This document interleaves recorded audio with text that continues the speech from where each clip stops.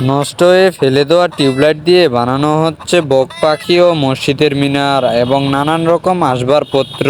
দীর্ঘ এই 20 বছর ধরে নষ্ট টিউবলাইট দিয়ে এইসব আসবাবপত্র বানিয়ে আসেন সাজ্জাদ হোসেন। কিভাবে নষ্ট টিউবলাইট দিয়ে বক পাখি ও মসজিদের মিনার বানানো হয় তা পুরো প্রসেসটা আপনাদেরকে দেখাবো।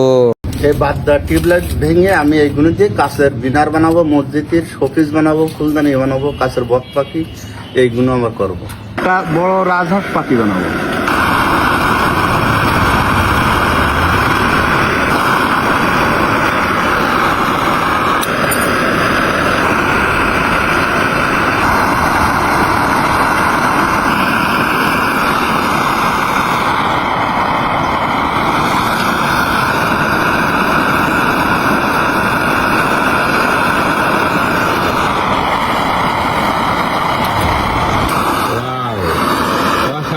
এই যে এই কালার, এখন এটা কালার দিলে হয়ে যাবে। হ্যাঁ কালার দিলে এই কালার হবে।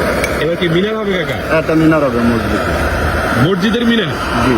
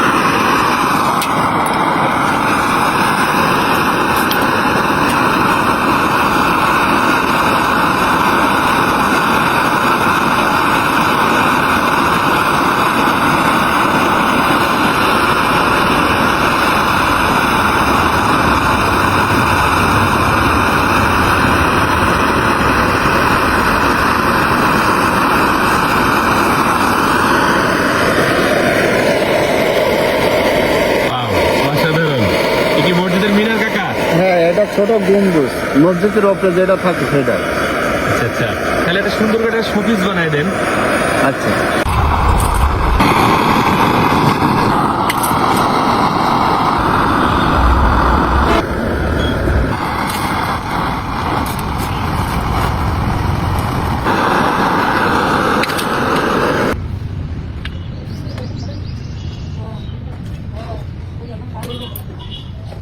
তো দর্শক দেখতে পেলেন সেই নষ্ট টিউবলাইট থেকে কত সুন্দরভাবে বক পাখি এবং মসজিদের মিনার দিয়ে একটু সুন্দর শোপিস তৈরি করা হলো।